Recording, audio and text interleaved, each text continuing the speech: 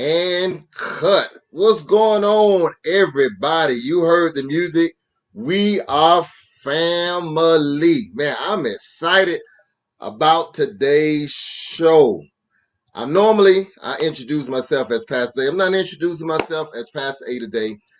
I am Nathan E. Austin. I'm so thankful that you are watching us today. I am so very excited about this show today. I'm excited because it's a different show. It's a show about family, and especially it's a show about Black family. It's a show I've been wanting to do for quite some time, especially because of the climate in which we're in. And I wanted to really showcase a family. You know, every family is unique. Every family is different. Every family has ebb and flows, ups and downs, good and bad, good people, knuckleheads. All families have all types of people. And so we wanted to talk about that tonight. So I figured if we wanted to do a show like this, if we needed a guinea pig, might as well choose my own family. So I want to introduce my family to everybody tonight. We got a gang of people. And I want to introduce them. Let's see how I want to introduce. I'm going to do it a different way. I'm going to start from the youngest to the oldest. How about we do that? And so maybe you can kind of figure out who's who, what's age, and all that good stuff. So I'm going to start with the youngest of the group. She is my cousin. She is the second born to my older cousin. She's growing up fast. I mean, I remember when she was just a little bitty baby. It lets you know I'm getting old. But she's all grown up now in school. She's presently attending the University of North Carolina, Charlotte. And we're good to have her representing her generation, Miss Kanaya Brown. Say hello to everybody, Miss Kanaya. Hi, how are you guys? I hope you're all doing well. This next gentleman, this next handsome looking fella here, he is, man, again, I remember he was a little baby, just a little baby. I remember finally having another male in the family. We're going to talk about that for a long time. It was no boy. It was no boys in our family. So when this guy was born, I was just happy to see somebody that was a male. He's all grown up. We're going to forget about the fact that he went to Florida State. Got his master's degree from FAMU, so he does have HBCU in his blood. He pledged purple and gold, went to the payback, Mr. Payback himself, Miami Northwestern, Mr. Brandon Williams. Say hello to everybody, Mr. Brandon. Hello, everyone. How's everyone doing? And this next crazy young lady went to Miami Norland, home of the Vikings. She is a phenomenal makeup artist. She's known as Phoenix on Facebook with her crazy self, crazy stuff she be posting. She is my cousin. I got a funny story about her as we go on. Miss Janelle Sims. Say hello to everybody. Hey, everybody. How you doing? My next cousin, born 10 years after me, 1970. You know, man, we grew up almost like brothers and sisters. Just did a whole lot together. She babysat me a lot, helped me to grow up, went on to go to school and do just phenomenal things. She is a mother. She's a wife. She's a phenomenal, world-renowned author. Some of you may remember her from Storytime with Pastor A. My great cousin, Miss Tamika Brown Fire. Say hello to everybody. Fire Brown. Hey, everybody. Oh, Fire Brown. I'm sorry. And next, oh man, we getting a little up there. We climbing the ladder. We climbing the ladder. We getting to the light skin portion of the family. Getting there. As you can tell, it's getting lighter and lighter. We're going to talk about that a little bit. I mean, she is a graduate Miami Central High School, home of the Rockets. She is an attorney. She is a whole lot of things. She's one of the older of the group, and we're going to talk about how we all connect together. She resides in the city or in the state of Georgia. She has a crazy governor just like we do. And so want to welcome Miss Katrina Collins to the show. Say hello to everybody. Hi, everyone. And to the educator of the family. Man, you know, I remember when she worked at Miami Park Elementary many years ago. She's been a teacher all of my life. Phenomenal aunt, just phenomenal. Just great with kids, even though she didn't have any. But just she's always had children at heart. She's doing a wonderful job now in the role of AP.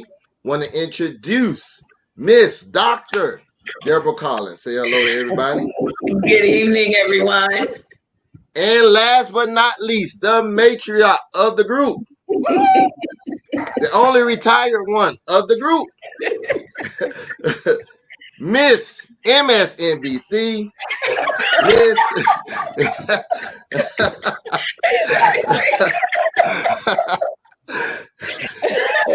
Miss Proud Democrat. The social worker of the family, the one that brings everybody together in all facets of life.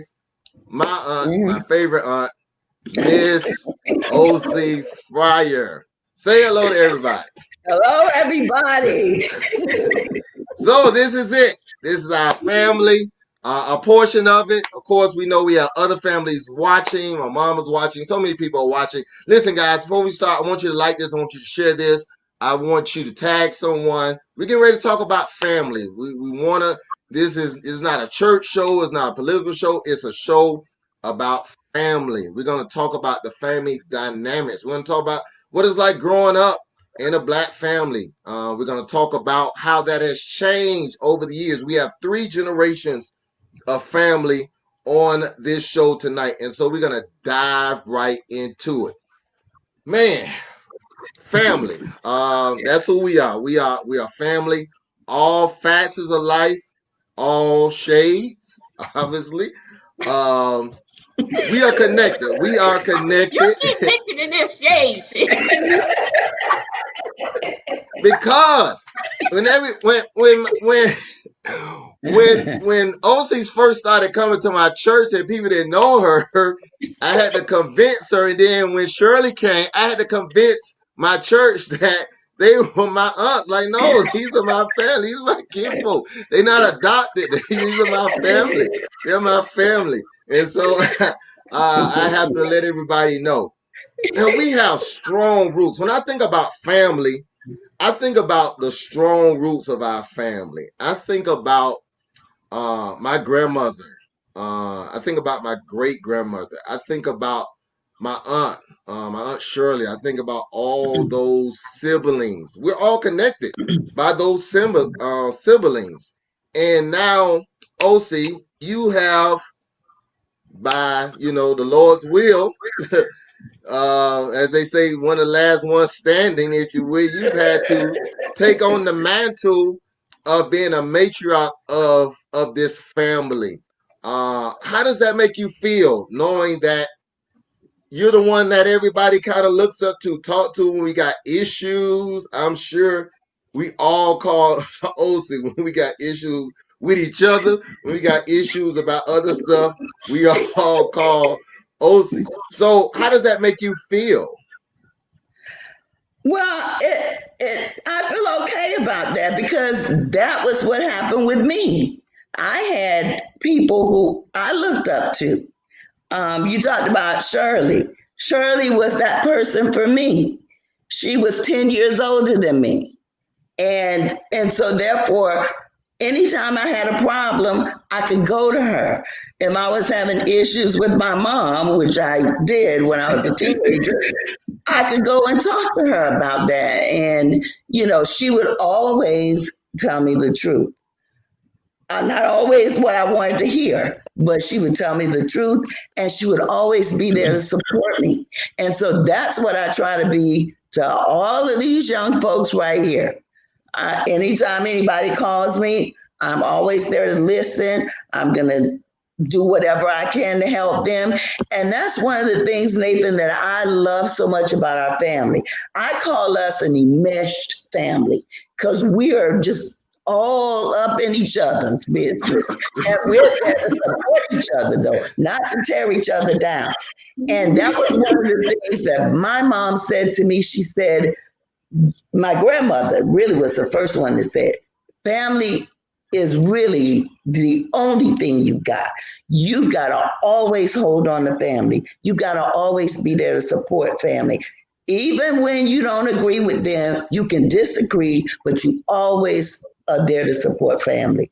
And so I keep that close to my heart because I loved my grandma. She was just my favorite person in the world. And she didn't always agree with me either. That would upset me.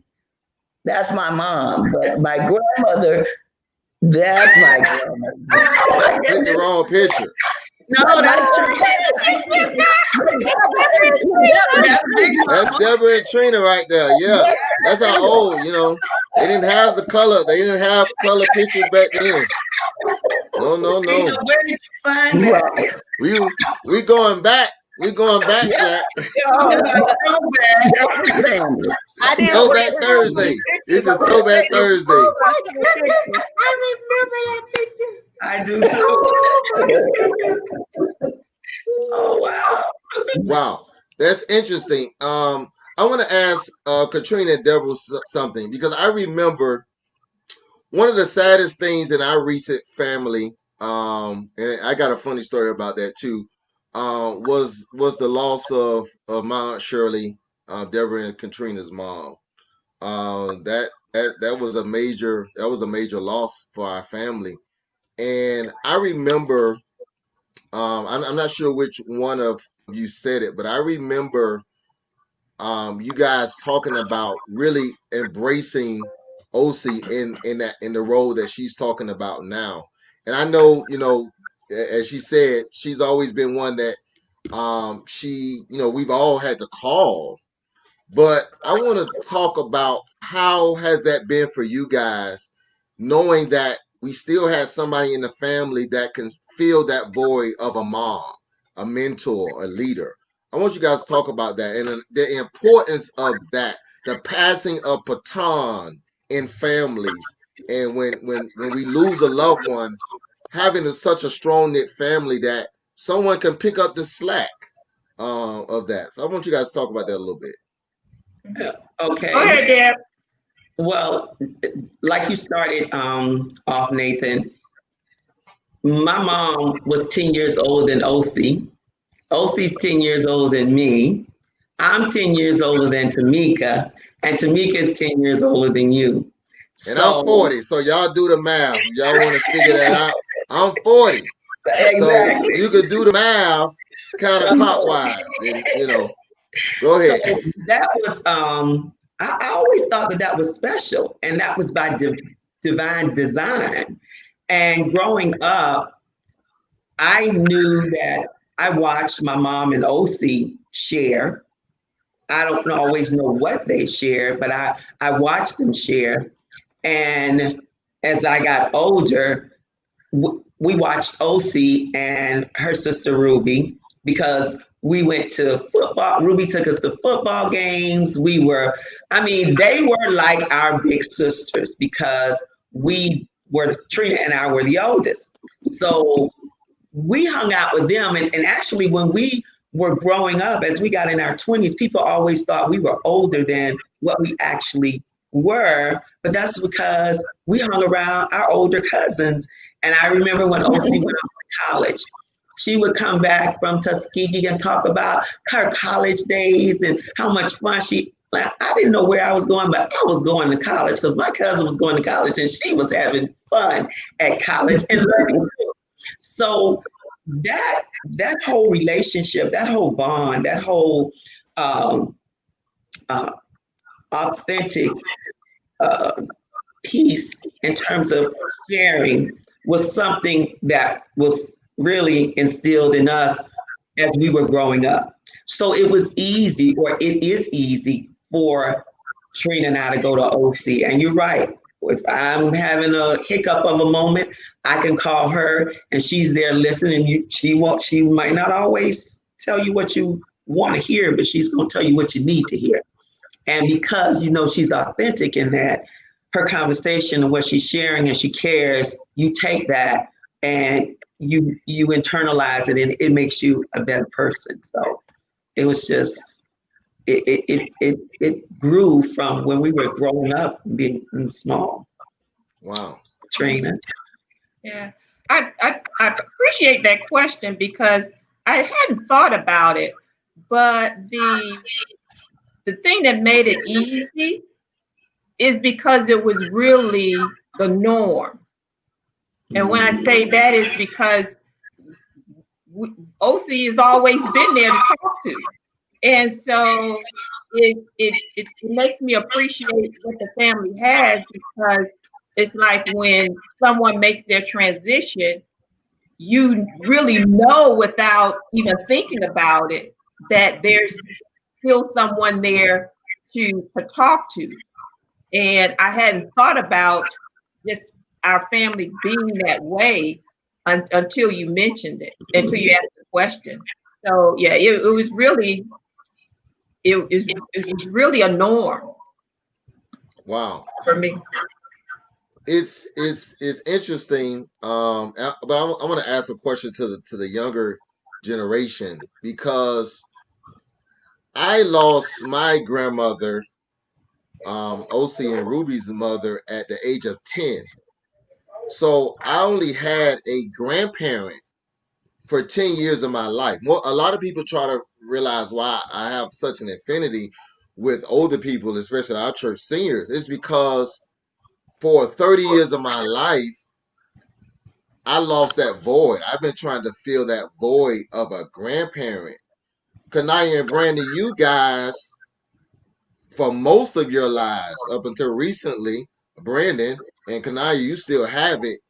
You not only have strong parents, you have grandparents. Brandon, how does that make you feel? Know that you were able to from from the age of 0 to up until recently, had a grandmother and still have a grandfather in your life. Like, how important is an older grandfather, not a grandfather who's 40, a grandfather and grandmother of wisdom. Like, I'm sure you figure out that that's not the norm anymore. So how does that make you feel knowing that you had that? Well, first I think that I'm extremely blessed just to have it, and I have even strong recollection of my great grandparents, Big Mama and Big Daddy, and I remember having relationships with them and being able to have experiences with them. But to have a grandparent and to have parents that are still around and still have wisdom and still can show me the ropes, it's not only a blessing like in itself to have people to look up to and to not have to figure everything out on your own. It's also helpful to know that there's someone that I can turn to and realize that, hey, someone has been there. There's this quote that says, going there can't tell been there how to get there. And so it helps. It I'm gonna helps a use lot that in a because sermon somewhere. I can look to someone and say, hey, am I doing the right thing? Or hey, what did you do? And be able to trust and have faith that their experience can be helpful. So it's been great. So Kanaya, again, you have a grandmother that you can call. You have grandparents you can call. How does that make you feel to know that you have someone that has full life experience, that you can still call upon? How valuable is that to you?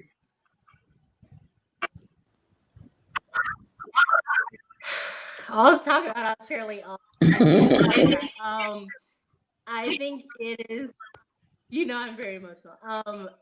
It's amazing to really see, at least for me, growing up, how not only my grandmother has been there for my whole life, but has stuck with me through so much, even from when I was a kid. She would always call us on the phone, and of course, I'm a kid. I'm watching TV. I'm like, She's like, I'm gonna call you back because you're obviously watching TV. Um, and I just remember that, and I didn't really, value it. I was like, okay, yeah, my grandma's calling. But now it's one of the best things when I get to talk to her. I talk her ear off for hours, and sometimes she's I come gotta up watch this like, show, MSNBC on. I gotta go. I'm but sure. right. If it's Rachel or the haves or the have-nots. But it's awesome. I really think the best part about being able to talk to Grandma OC is that, like everyone else said, even if it's not exactly something that you want to hear, she exhibits so much love all the time that you can't help but think what she's saying comes from a place of love. Even if you don't agree, she has the best intentions and like wants the best for you at heart, just because that's who she is as a person. And I have always been so blessed for my life.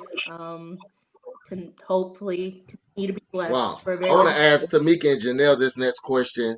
I want to talk about mother and daughter relationship. And I see Emma Emma. in the background. Hey, Emma, we see you back there. Janelle, I want you to talk about this first. Mother and daughter relationships are interesting. They're very interesting. They're very complex. So I want you guys to talk about that, Janelle. How, talk about the dynamics of mother and daughter. Um, Complex is an understatement. Um, and when I say that, I mean growing up, my mom and I always practically like said the same thing, but we always bumped heads when it came to understanding.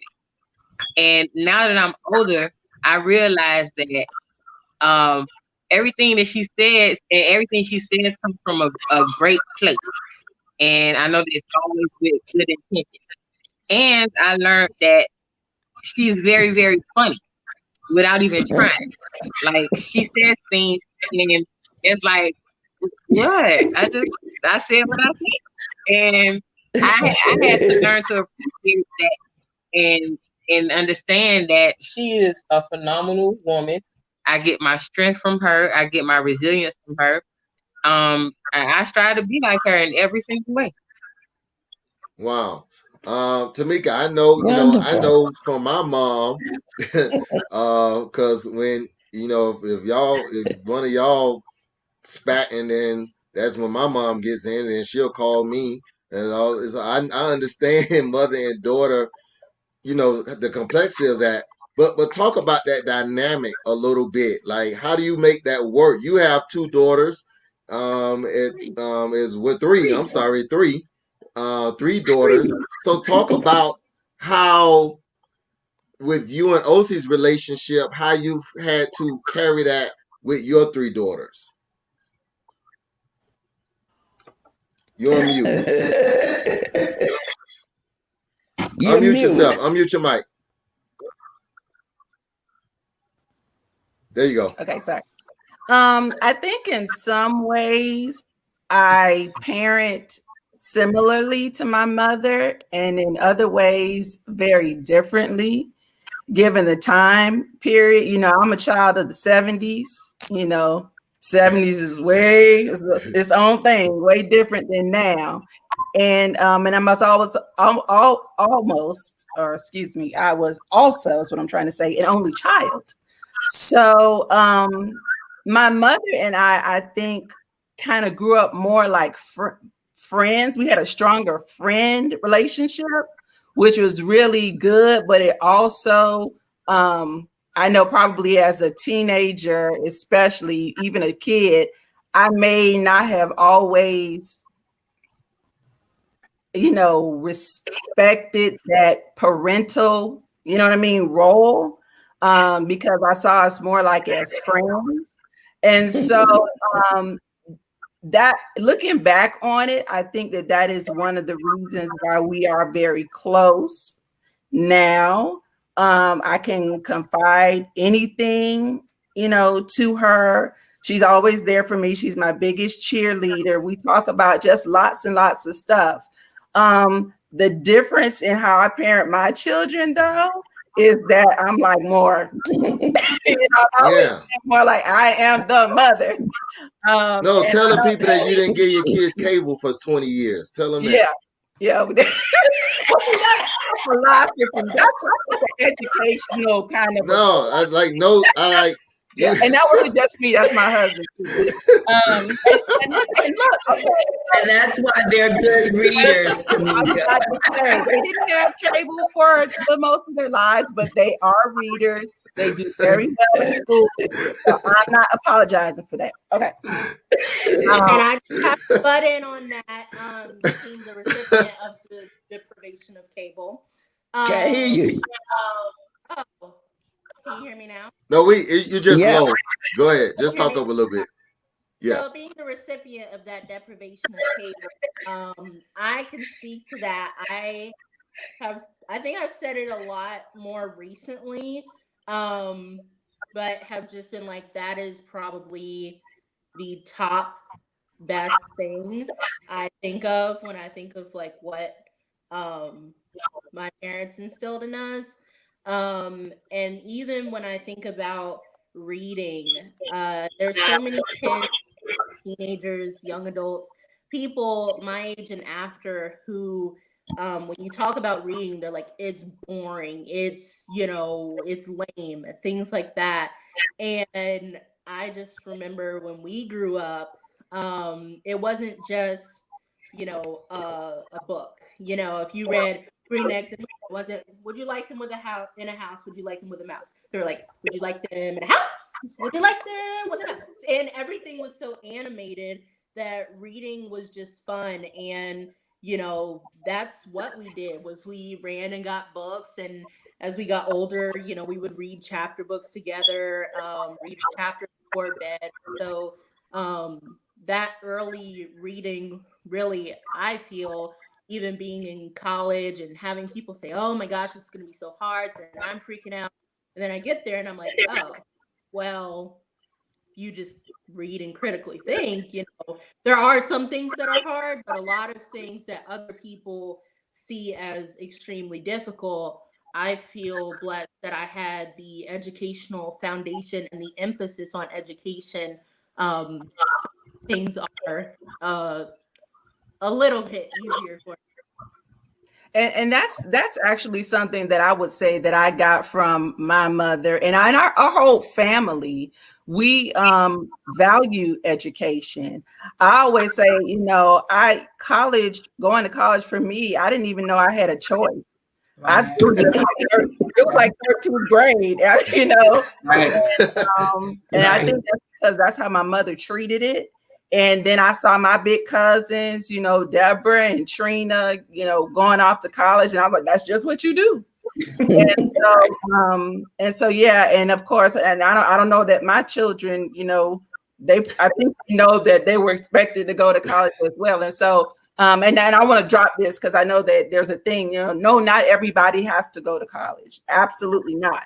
But I think what we value in our family is continue learning and to continue to move in a way that you're continuing to grow personally and have some measure of stability and financial success. So, yeah. Anyway, I wanna kind of finish that thought, Tamika.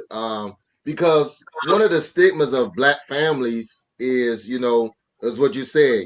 There's no extended learning. There's no real success. But when I look at us, lawyers, authors, principal, social worker. I'm almost like the preacher's like the black sheep of the family. I don't, but I saw that also growing up.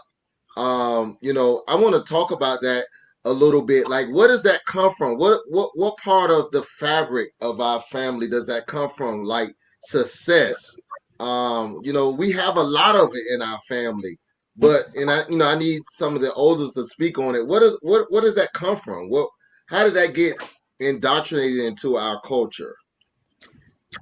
Well, I think one of the things that happened was that Big Mama really, I think she had maybe a third grade education. And boy, she wanted better for her kids. So during that time, when they were growing up, usually they wanted black kids to work in the field. Well, her kids did work in the field, but a certain part of the year they went to school. So for my mom, she ended up finishing eighth grade.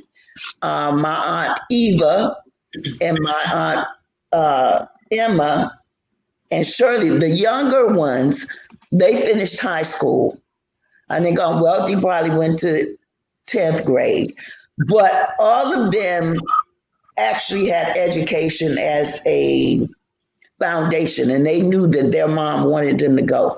So they didn't have to just work in the fields. They had some education. But for every single one of their siblings, and it was 10 of them, all of them had kids who went to college. They finished high school and they went to college. And so it was the expectation in the family that you were going to do better than the generation before you. And that's what they said. That's what they expected of you. Debbie and I talked about it, I think maybe Trina too, that as older ones, we knew they had expectations of us and we didn't want to disappoint them. And so we tried to do everything we could to make them happy. But a part of what they saw was education was a means of success.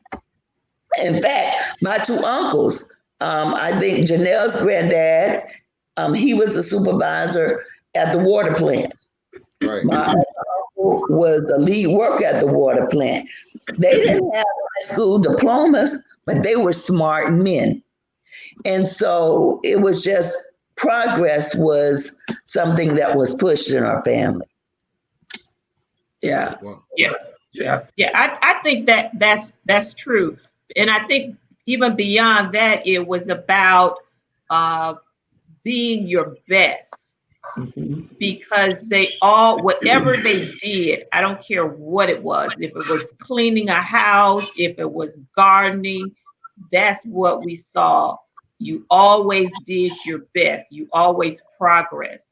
And so, whatever path you chose to take, because I remember even when you were going to the tech school, it was a great tech school that you were going to. And so I think it may not have been much about education in terms of going to college as it was about doing and being your best and always progressing. Mm-hmm. Yeah, I would agree. Definitely. I remember Aunt Lulabelle, which is Nathan's grandma and Tamika's grandma and OC's mom. She said, if you are and then with time, she said, a garbage collector, you be the best garbage collector on that route. And we got our work ethics from them. And Lulabelle, she worked on Miami Beach as a domestic worker. And she was one of the best maids or domestic workers that worked on Miami Beach. Everybody wanted her. So the work ethics of just being the best and doing your best, you're right, Trina, no matter what it is that we decided to do, we learned that from them. My dad is a barber. My granddad owned a barber shop. My dad owned a store, and we talked about, how careers launched that. I wanted to have my own restaurant. We wanted to be entrepreneurs. So I think we learned from them, but they instilled in us like Trina and Osi said, do and be your very best. And let me say this about Aunt Lulabelle. I never saw Aunt Lulabelle as a domestic worker. She was an entrepreneur because it was a business that she had, because I remember how she would talk. And she would go in and she would demand what it is she wanted. She had her way of doing things. And so to me, I always saw her as an entrepreneur, and her business just happened to be what she was doing. But she I always saw her as an entrepreneur. And I got a little story. I remember she worked for Joe Robbie. And something happened with Joe Robbie, and she ended up telling Joe Robbie, one, she didn't take checks. She wanted cash. And two, correct me if I'm wrong, Osi, that day was going to be her last day, and she never went back. So she was Aretha Franklin before she was, because Aretha said she didn't take no checks. You're right, Trina. She called her own shot. She was an entrepreneur. She set the standard. She had a business and she ran her business. Yeah. Right.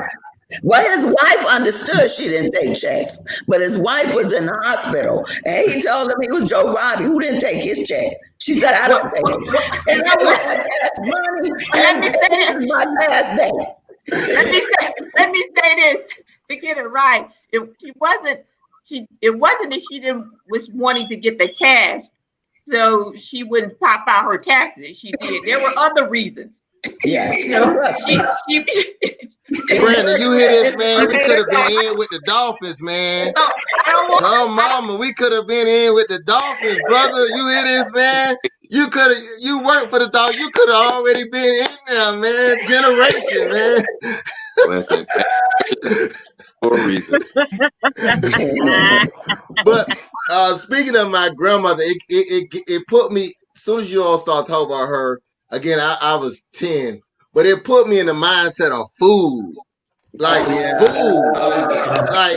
Like Brandon, Kanaya, y'all was a little bit too young to know, because y'all grandmas don't cook like this. But man, I'm telling you, Lulabelle Fryer was a cook. Yes. I mean, and I want to talk about back then, the family meal, the Sunday, coming together. She would cook every single Sunday like it was Thanksgiving. Yeah. I mean, I know when we Tamika and I used to spend the night, and she would go to St. Mark around the corner from the house. Like, she would put the stuff, she would cook some of it the night before. She would put the greens on before church, and those things would simmer. She would have the crock pot, and after church, everybody would come over, and we would kill that food. Emma would come. We missed those, so we ate good in those days. That's why most of us got diabetes. But we ate good. We ate good in those days. That's missing in the Black. Tamika, that's missing now in the Black family. How do you think that those gatherings shaped us then? And how's that? And where did that start missing itself in Black culture? Well, it shaped us because it brought us together on the regular. I remember about Granny cooking, how she used to, when Deborah and Trina used to come home from school, send them back with food, chicken, sweet potato pies. That's one of the things that I remember. But I don't know, I guess, times change. Like I know for myself, I didn't sit up under my grandma like I wish I had to learn all those things. A lot of times our generations are focused more on career than we are on food. You know what I mean? Y'all didn't get those recipes. I'm mad at y'all. Yeah. Recipes, So, I mean, I guess it's just it's a shifting of focus. It's not necessarily, I'm not saying it's good or bad. In some ways I believe I wish we still had that. And another thing is we're not all living together in the same place. Yeah. that probably has more to do with it than anything. Yeah, so many of us have moved out of the same city. And so like for in Charlotte, we're here just the five of us. That's the only, relatives that we have right here in Charlotte. It's just us. And so you can kind of build friendships and things of that nature, but it's not the same as family. It's not the same as getting together every Sunday, at the matriarch's house, if you will, and having that meal together. So, I mean, times are just, all these different elements have, I guess, kind of converged to make it different as it relates to those kinds of gatherings. But on holidays, when we do get together, we get glimpses, right? We get the same feeling. That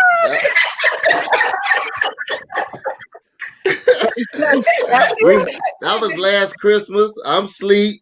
To me, so yeah. So I have a funny story. I remember, Janelle, I was at Antioch, and I was there for church. And so Janelle, I think she was in the choir. And so she sees me, and every time she sees, she just runs up and hugging. We talking. She's all, hugging and, just all. And her pastor says, "Hey, man, you can't be disrespecting your wife like that." Right. I say, "Jack, that's my cousin, man." I said, we family, man. We family. We're family. We're family. I wanted to talk about that because, a family is always family. Like it really doesn't matter. As you said, Tamika, like the distance, it doesn't matter. If you haven't seen each other in a while, like family is just always family.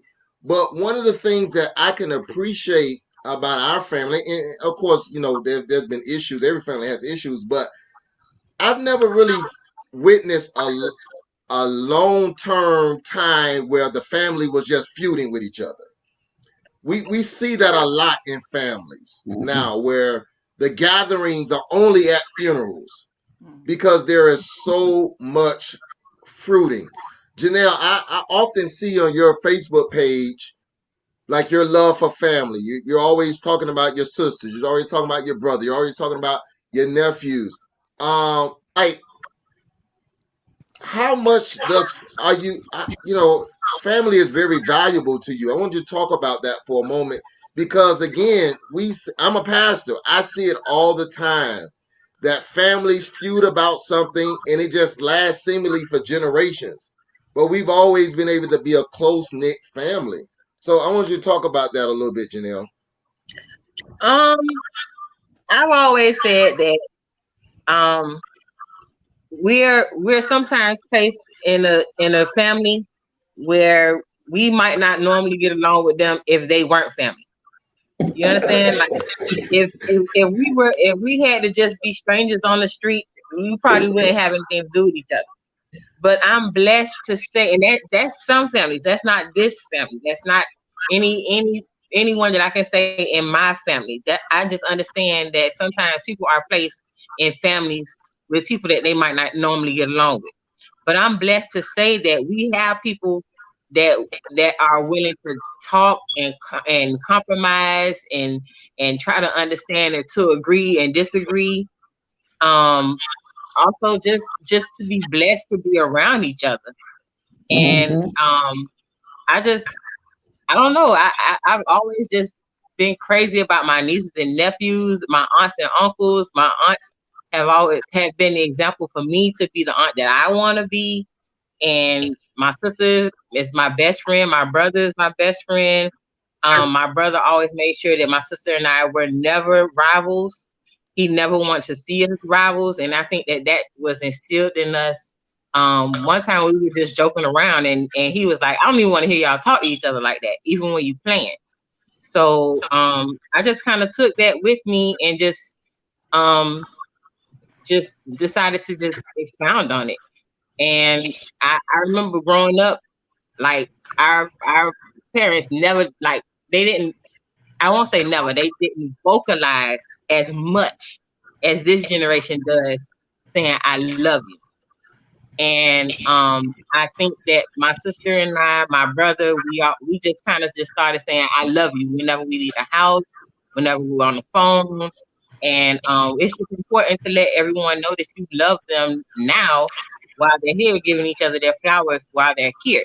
Yeah. So that's the reason why I love so hard. It's because you don't know what can happen in the next moment. Nothing is promised. Yeah, So because you had that man thinking I was cheating on my wife, man. You know, that's just, you know. Brandon, I want to ask you and Kanai this question. I talked about it before in the introduction, like the age difference. Like again, I went decades without. I was the youngest. I was the youngest forever, seemingly. And then you came along. Your brothers came along. Michelle came along. I mean, Chantel came along. And but you are the bigger, and for your siblings, you're the oldest. I want you to talk about what that means to you as the oldest sibling. How much weight does that carry for you? Oh man, it it's almost as heavy as that question itself.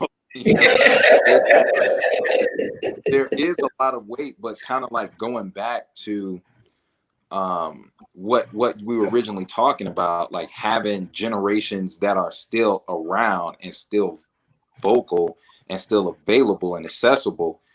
Even though I'm the oldest sibling, I don't feel like I have to lead the entire tribe. Having my grandfather around, that takes a lot of load off of me, because I can always defer to Papa and say, hey, Papa said, and kind of use that as my front foot. But it also for my siblings, it helps us to see how much they've communicated with each other and been around an environment of communication. And there's this quote that I picked up today, and it says, communication is the bridge between chaos and clarity. And so for my siblings, we talk a lot. We have communication.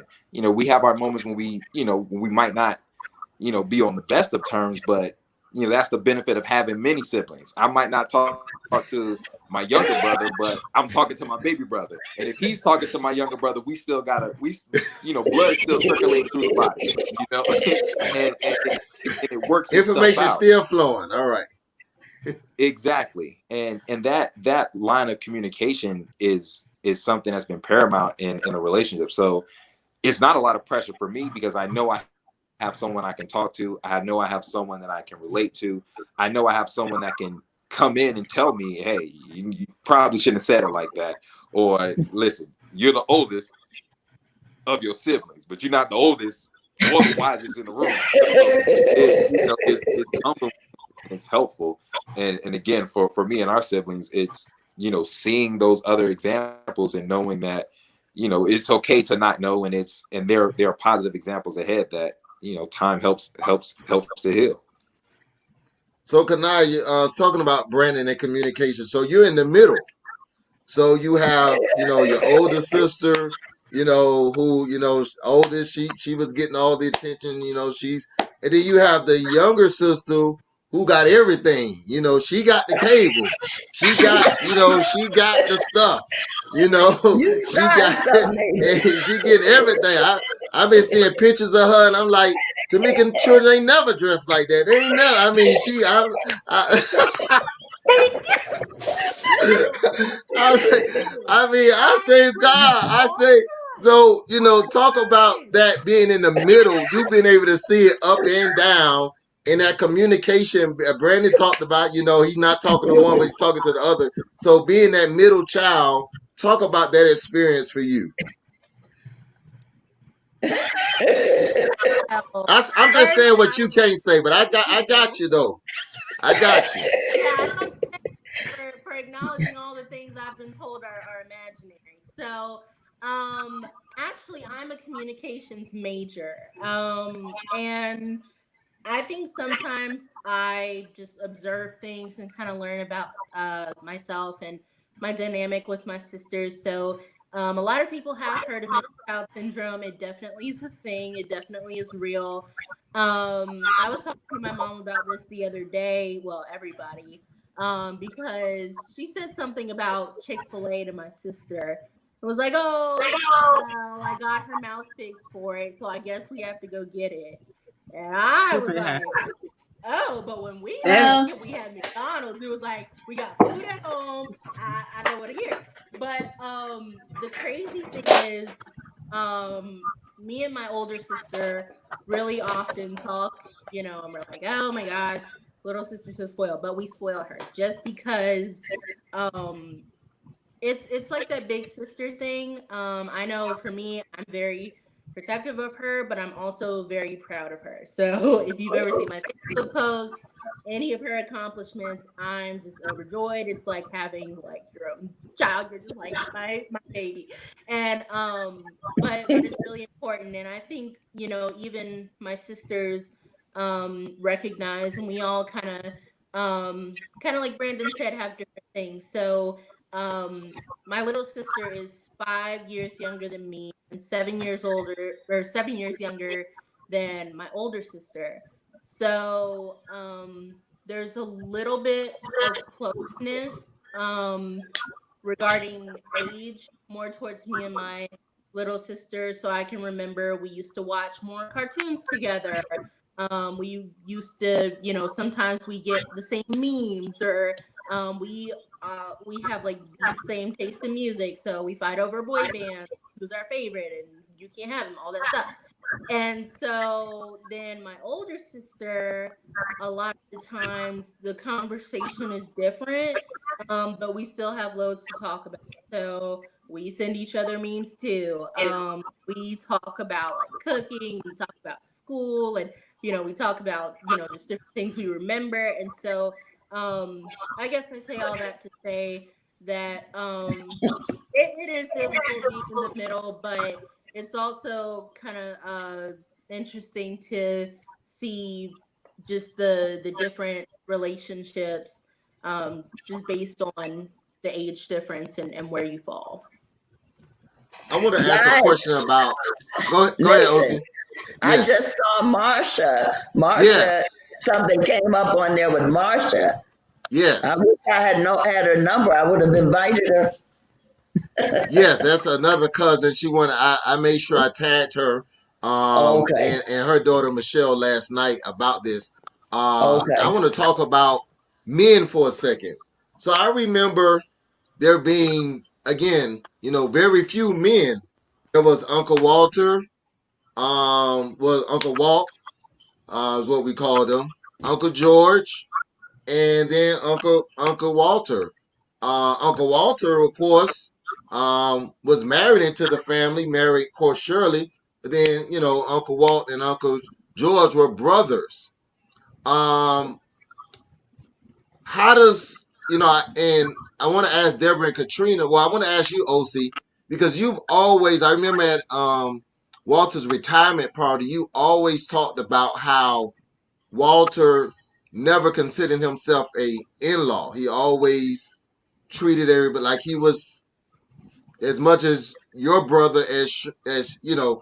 Talk about that for a moment. How for a long time when Uncle Walter and Uncle George died, he really stepped up as really the patriarch of the family. And God bless he's still with us. But I want you to talk about that a little bit and how important his presence has been in our family. Well, I guess when my mom moved us to Miami, I was 10 years old. And from the time I knew him, he was just a part of our family, not an in law. He was so good to my grandmother. He was good to my mama, all Shirley's sisters. They loved him. Everybody loved him. There was nothing that you could ask him to do. If he could do it, he would do it. Every single Mother's Day, he bought flowers for all of Shirley's sisters. every New Year's. He was the first man to appear. Of course, that was a superstition, to appear at their house to bring them good luck. He was just that kind of person. No matter what he could do, no matter what they needed, he was going to be there. He gave me a job when I came from college and I hadn't found a job yet, and he had the store over town. I worked in his store. I know Debbie and Trina worked over there, but I also worked over there before they did. He was just the kind of man that you don't see anymore. Those kind of men really don't exist, except I have a son-in-law and a nephew with those kind of men. And our cousin, Carwell, CJ, they're those kind of men. Top level. And I think it's because of the families that they grew up in and the type of nurturing they got and the type of men that they emulated. And I think that was the same thing with Walter. I think his dad, Deke, he was that kind of person. So I think it just made our family a lot more cohesive. Like his family became our family. It was just, our families were enmeshed. My mom and his mom were good friends. So it was just like we became and just an extended family. Wow. Janelle, again, I have fond memories of your grandfather. Uncle George and the Walt, when I was little, I just used to always remember them coming around, at least my mom's house, like fixing stuff. They will always be fixing stuff. I know Uncle Walt will come and fix it. You have a problem with your washing machine, Uncle Walt was going to be right there. You're going to fix that washing machine. Uncle George as well. Talk about, and they've been gone many years now, but talk about just, again, that male presence and how valuable that is for a young lady to have that male presence as well as your father in your life as well.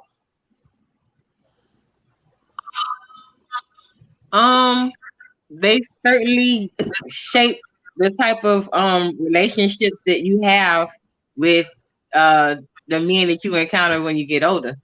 It's important that you have strong male figures in your life, an example of how a man should treat you, how a man should make sure that things are done correctly and not just put together. I miss both of my grandfathers, and grandfathers are very important, especially to granddaughters, because they are the people that shape the fathers.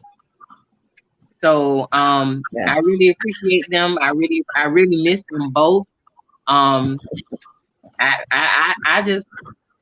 love them. I appreciate that hard working ethic that they both had. Excuse me. And they instilled that in us. And they instilled that in my mom.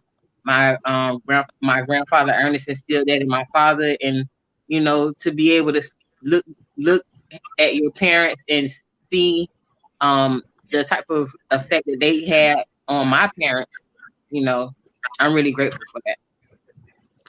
So for those that don't know, we have a strong AKA presence in our family. Those roots run deep. They run real deep.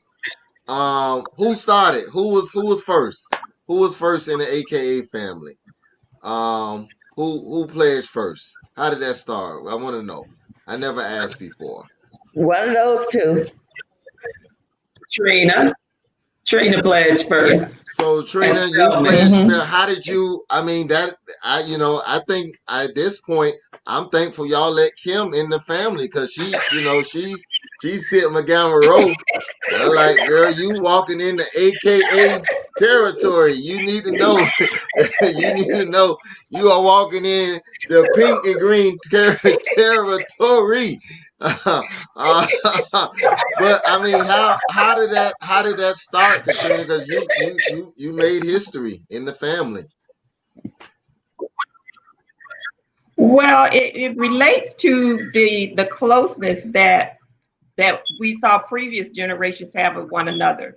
Because like you said, when I started hearing people as I got older talk about in-law problems, and I wondered what was that, because it was like my grandmother, my maternal grandmother, and my mother's sisters were really close. It was like one big family. Everybody supported everybody. And so in addition to that, we had neighbors like that too. So next door, it was Aunt June, and Aunt June was just like an Aunt June, my biological aunt. And so her mother was an AKA. And so she inspired me. So that's how I was introduced to AKAs from Aunt June's mother, and because she was a phenomenal woman. And that's how it started. Yeah. Yeah. Wow. And so Deborah, you was next. You pledged next. Yes. So of course, my biological sister, and then when she pledged at Spelman, of course, there was nothing else for me to do but to make my biological sister my soror too. And she's right, on June, and I think her name, on June's mom was Hazel Davis, if I'm not mistaken. I think that is. She was and then we used to hear about all the things the AKAs was doing. So she was our role model for wanting to pledge Alpha Kappa Alpha sorority. Well, yeah, I just, of course, I'm a male, but I knew that those roots run real deep. So I don't think it's a mystery as to who's going to get voted for in this year's election. Exactly. So what made you want to join, Tamika?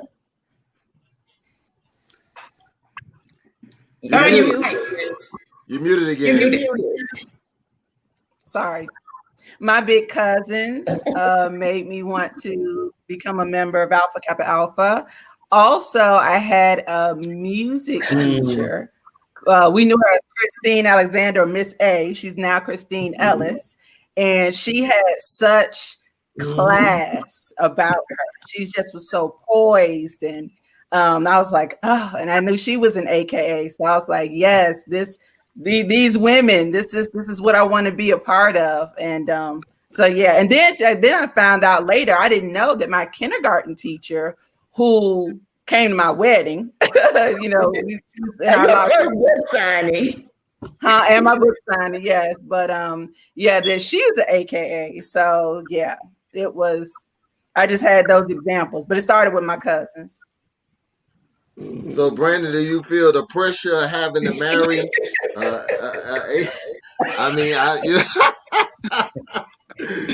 They will accept. The family has shown they will accept a non-AKA. At least for me. Listen, I'm, the approval of the parentals is necessary, and I just let their wisdom guide me, just as the rest of the ancestors do. So, good answer. Exactly. So, like any family, I want to say this as we come closer to a conclusion. As any family, as we talked about the history of the family, and the family, of course, is getting older. So, I remember, and I was honored. When we lost Aunt Shirley, I was honored. I never forget the day that I received a phone call of her passing, and Uncle Walter called me and said that he wanted me to do the eulogy, and I had never been so nervous about doing anything in my life. I remember we were going out of town. I think we had came over the night before, and we were leaving town, and it wasn't really an enjoyable time for us. But I remember getting through that service, and when we were gathering in the I guess getting in the cars, he said, nephew, come here. He said, just so you know, you gotta do mine too.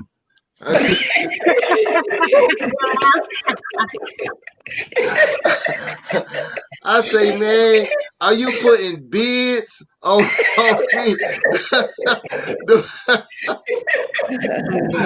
So when you are the lone preacher of the family, you hold that weight, having to speak over. Well, I still remember that I still remember that conversation, but I just still remember how honored I was, because for me, like, I remember when I first started preaching. I think we the day that of the trial sermon, I'm pretty sure we met at Shirley's house. We met there, and I was a struggling preacher, and there were times I didn't have gas money. And when your mom had the old Buick, I think it just got out the yard recently, maybe a couple of years ago.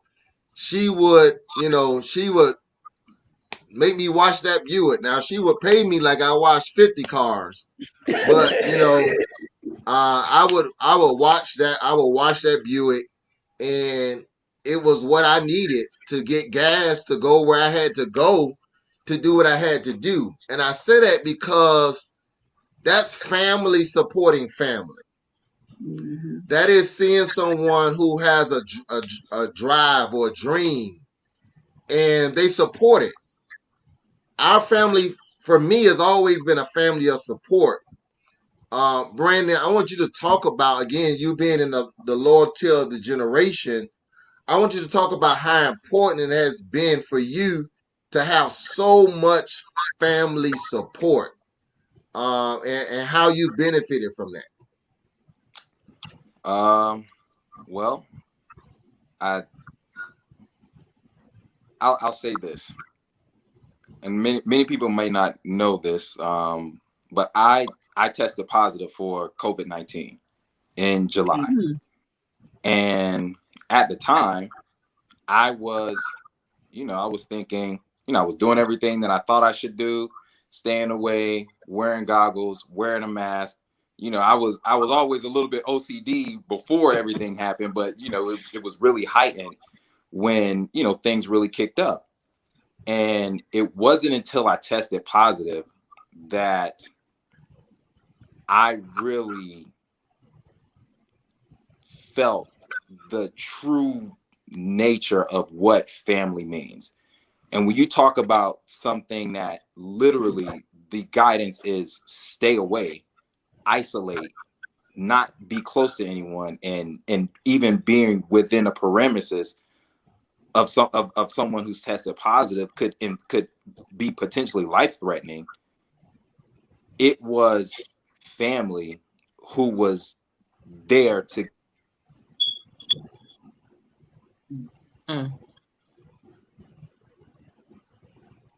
mom, because she was there for me when I was in a dark place. I literally, everyone's watching the news. People know what's going on, and you don't really understand how it impacts you until you're like experiencing it.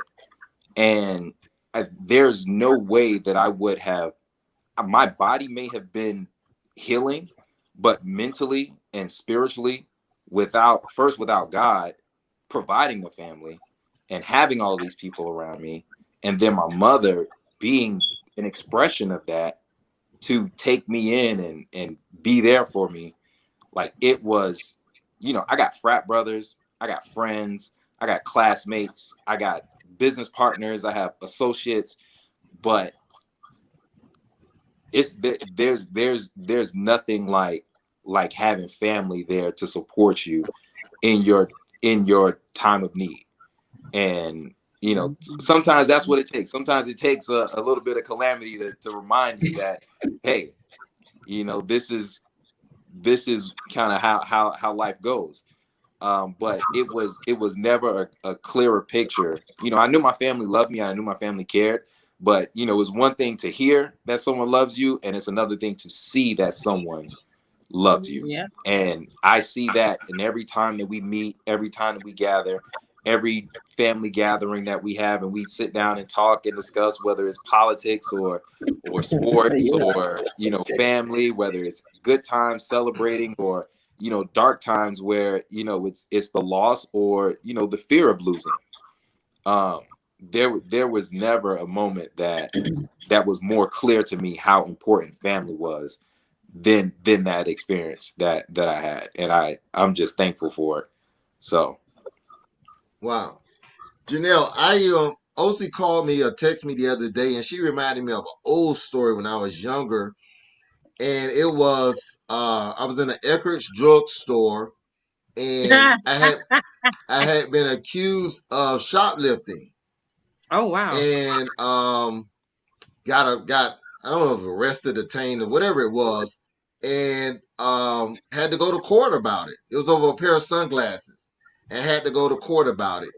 And even way back then, there was this rush to, here's this young black man at that time that had no record, and they were looking to really try to give me something on my record.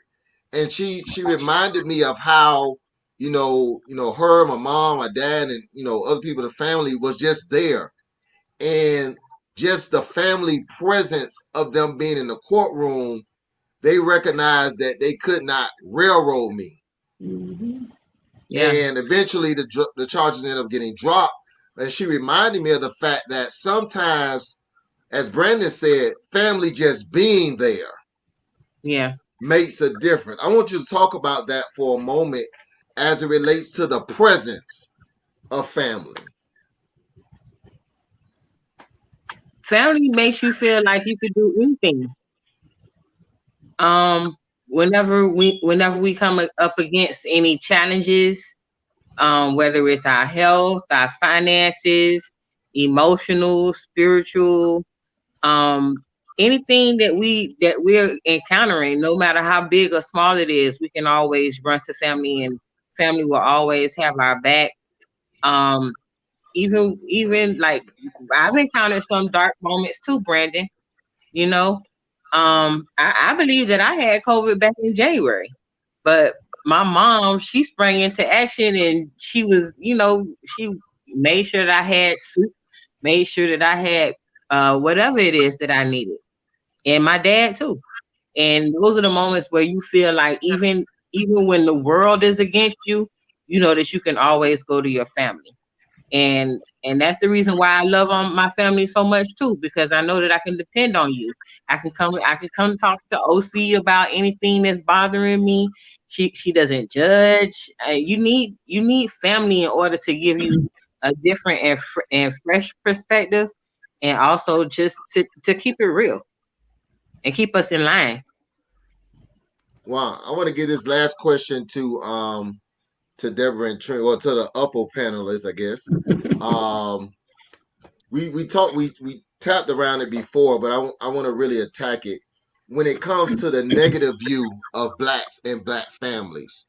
Why do you guys think it has become that way?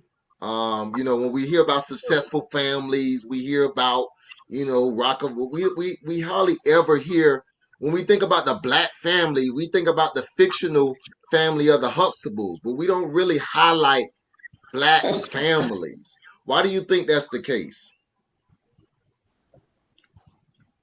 Well, I'll respond. I think the African American community buy into the label of how we are labeled. And until we recognize our greatness, until we recognize that, and here's the thing, I think one of the things that has also grounded us is love. We're connected through love. And I can tell you, Nathan was destined to be a preacher, because I remember when he was in elementary school, he had that Bible, and I was amazed. I'm like, this little third grader carrying a Bible. You don't see third grader running around. I mean, he had on his shirt and his tie. If he had not become a minister or preacher, it would have blown me away. So I think that the fact that the spiritual peace that our ancestors gave us helped us become. And my dad, who's knows Black history, he talks about Black history all the time. He is like the walking Black history. He knows everything. He's gonna tell you Barack Obama was not the first Black president of the United States. It was I can't even think of the man's name now. But anyway, back before the movement, whatever. But we grew up understanding our African roots, where we came from, who we are, what those African ancestors represented, not only the ones we talked about here tonight, but those that extend even further. We were a part of the Wakanda growing up. And so we never bought into the labels of what, the public or people say. We never bought into that.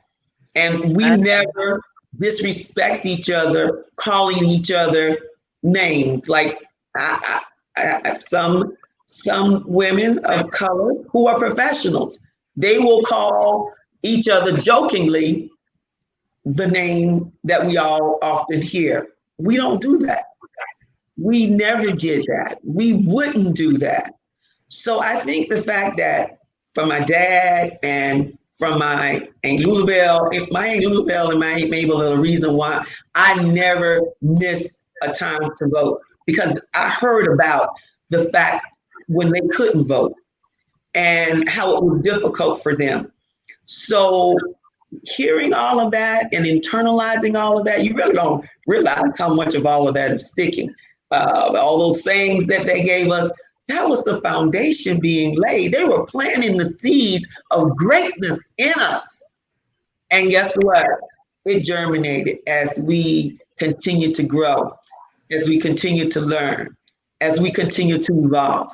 And I think that's the difference. When you don't have a group of ancestors, a group of relatives, or seniors in your family that are laying that foundation of greatness. This is who you are. And don't let anybody ever tell you that you are not great, because you are.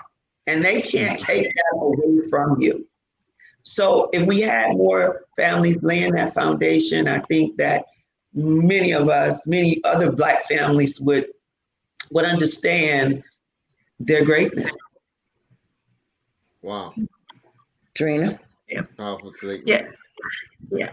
I would go a step further. I would say in a nutshell, don't believe the hype, because what is often promoted is not the reality.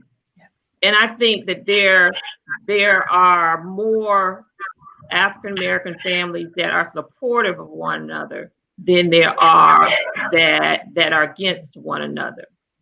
I think the reason why we might not as a community be as aware of it is because I think before, neighbors and families out, a lot of times you can be in your own cocoon with your family, but before you had families supporting families. That's like I talked about our neighbors, Aunt June. Aunt June was like an aunt to me. I would do for Aunt June like I would do for anyone. And so we may not be aware of what other families are doing because we're sometimes disconnected as a community. I think if we were more connected as a community, we would see that. And the family dynamics, every family, regardless of economics, regardless of hue, regardless of the texture of your hair, every family has the person who is not who stays with their mama for a long time. All the stereotypes, right? Yeah, absolutely. Every family, I don't care who you have. It's like a colleague of mine. He says, okay, everybody has Uncle Joe. And that's Uncle Joe is the one who, he wants to tell everybody he's everything, but he's not doing anything himself. It's in all families. So I would say, don't believe that an African American family is different from an Asian American family or a European based American family, because all families have issues. It's just a matter of, but I think there are more people in families that are doing good and trying to support one another than what we actually see. And going back to Tamika cutting off the cable, there's so much social media, you end up getting the negativity, but equally there is more good than there's negativity. But of course, the good does not make the news. The good is not always posted on social media, or we got to train our minds to look at it. Because we looking on some things on YouTube, and the grandmother is 80 years old and she's dancing, everybody's having a good time. You see those things on social media, TikTok, and all those things, and it makes you feel good and brings you joy. And so I think it's just really a matter of what we have to decide as an individual to focus on. And the more we focus on that, I think the better off we will be. So I say, don't believe the hype. Wow. Well, guys, we said we were going to be on an hour. It's been a little over an hour, so we've had a good time. Tamika, I want you to plug. We promoted you as an author. As we wrap up, I just want you to promote your literature, promote some books that you have and some projects you have coming up. Go ahead, as the author of the family. Okay. Hey, we gotta have Debbie. She's a budding author. That's right. Cousin Debbie's book is going to be coming out. When is it going to be coming out, Debbie? Is it still in process? I'm hoping I have it finished by December.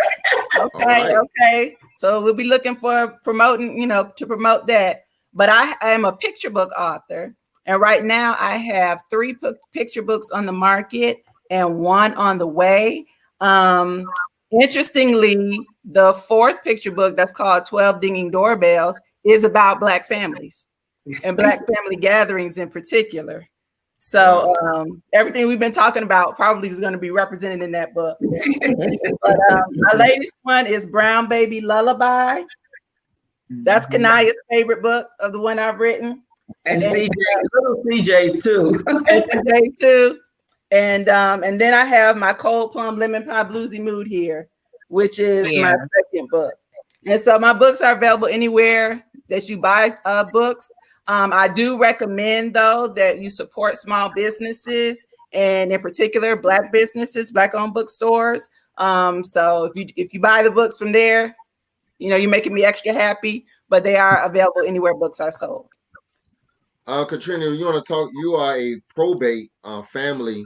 You help in that area in your law area. You want to talk about that a little bit as to how either locally or anywhere, how can people support what you're doing?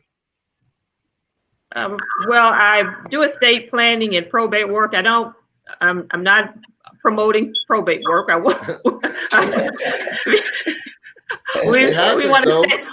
want to yeah, it happens. So we want to stay on the estate planning side. And I just say I put up my slogan, let thy will be done. And so that comes from a spiritual perspective and also from an estate planning perspective. And so that's what I do, estate planning and probate work in Atlanta, Georgia. Dealing with families, we know that's oh God, I can give horror stories about families who just fell apart. There was no will, and family just fought, Yeah. And they end up coming to people like you to help sort it out, unfortunately. Yes. And get your will, because it can end up saving you a lot of money and time. Wow. Yeah. Well, guys, this has been fun. I'm going to allow the matriarch of the family to just give in her own way closing remarks as it relates to not just our family, but family in general, family dynamics, the importance of it, and how again, we're not the model family, but we're a pretty good family, success throughout the family. And so I just want you to talk about that in our closing remarks on that perspective. Right. Well, again, I am a family person. My cousin Emma, I see her back there. We were very close growing up, and we've continued to be close. I love my sister. She is my best friend, one of my best friends, and I have just been blessed. I always say I feel blessed to have each and every one of you in my life. You guys don't know how good I feel when you call me, when you ask me for my opinion about something. Sometimes Trina will call me and ask me, "What do you think about this statement?" That makes me feel so good, Trina, that you'll call and ask me about something. Debbie calls and So when she'll we ask you to watch the kids, that make you feel good? Cause I'll make sure you always feeling good. You never have another sad day in your life. I'm well, calling right now. Hold on, answer your phone. I'm telling you, I love it. I love it. Brandon will call me up and say, "How you doing, Aunt OC?" And he called me up and said, "Do you need anything?" When it was, I think it was hurricane time. That made me feel so special. Janelle tells me how much she really respects me. Of course, my granddaughter is so good for my ego.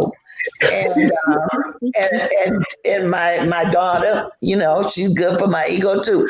All of you, Kim is my niece, so I love the fact that I have family members that I can, connect with, that, you call me. I feel real special as the matriarch of our family. So, and I always want to feel that our family and all families are going to be close, and that we're always going to be there to support each other.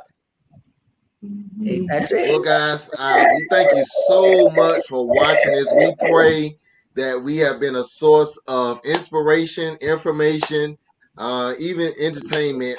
Again, this is something that I've been wanting to do for a while, especially in the current climate in which we live. And it's important that we highlight each other, highlight our own families, especially minority families get so much slack. As Katrina said, we can't believe the hype.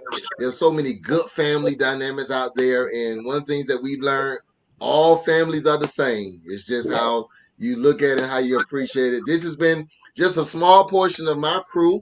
Shout out to the other family members. Again, Marsha that was watching. I'm sure my mom is watching. Other people of our family who've been watching. We love you guys. Enjoy your family, as someone said before, because you never know when you won't be able to enjoy them. We love you guys. We hope to see you real soon. Can't wait till Thanksgiving or Christmas or something, so we can get back together and have a good time. All right. Be blessed. See y'all next time. Bye. Bye-bye. Bye. Bye.